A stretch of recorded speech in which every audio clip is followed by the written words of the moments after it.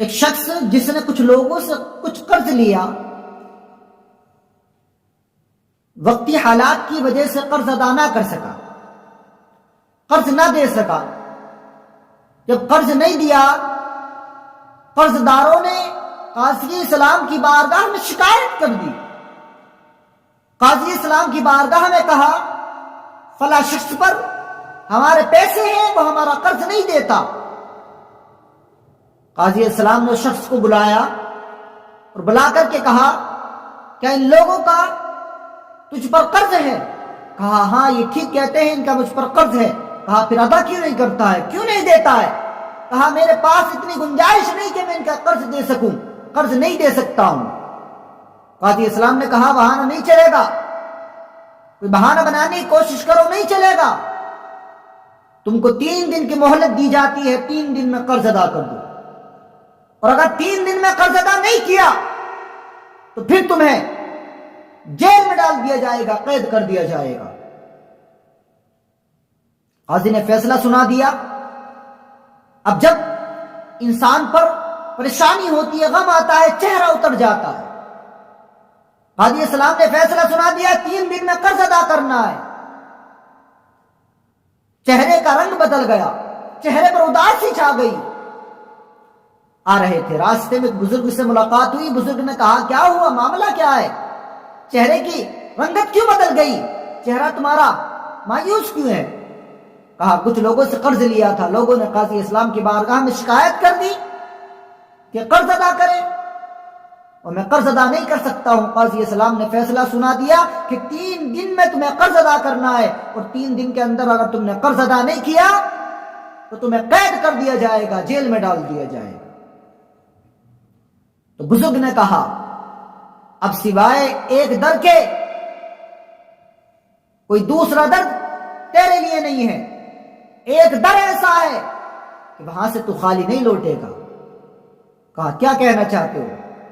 کہا جا تنہائی میں جا کر کے نبی کی بارگاہ میں لو لگا کر کے عرض کر یا رسول اللہ آپ تو غم خواروں کے غم خوار ہیں، غم زداؤں کے غم زدہ ہیں، آپ تو مأوا ہیں، ملجا ہیں۔ اس شخص نے رات کی تنہائی میں، رات کے سناٹے میں اپنے محبوب سے، محمد الرسول اللہ سے لو لگائی، عرض کیا یا رسول اللہ اب میرا کوئی دوسرا سہارا نہیں ہے۔ اس نے لو لگائی، سویا، خواب میں نبی آ گئے، محمد الرسول اللہ خواب میں آ گئے۔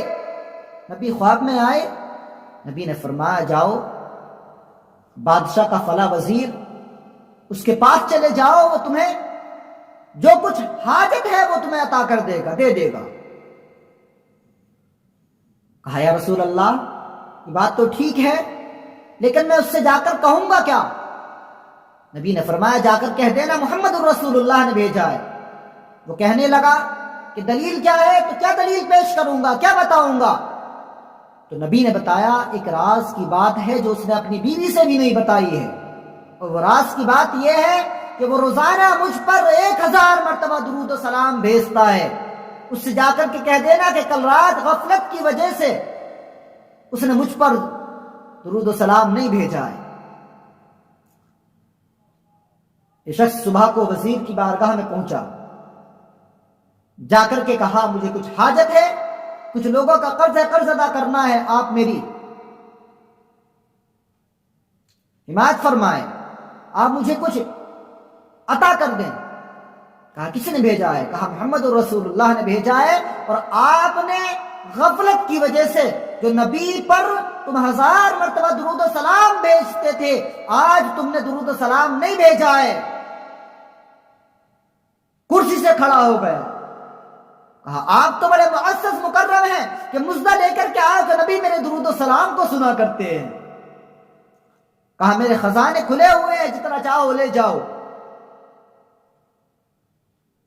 جتنی حاجت تھی لے کر کے آئے، قاضی اسلام کی بارگاہ میں پہنچے کہ جن لوگوں کا قرض تھا انہیں بلایا جائے۔ قاضی اسلام نے بلایا، قرضدار آ گئے، بادشاہ کہنے لگا آج تمہیں قرض ادا کرنے کی ضرورت نہیں ہے، بلکہ آج تو تمہارا قرض میں ادا کروں گا، آج تمہارا قرض میں دوں گا، میں ادا کروں گا۔ کہا میرے خواب میں محمد رسول اللہ ہے، اور نبی نے فرمایا یہ جو مقرب بندہ تیری بارگاہ میں آیا تھا بڑا معزز بندہ ہے، جتنے بیٹھے تھے قرض دار، ابھی دونوں میں گفتگو چل رہی ہے، میں ادا کروں گا، میں دوں گا، بادشاہ کہتا میں دوں گا، وہ شخص کہتا میں دوں گا، دونوں میں چل رہی ہے۔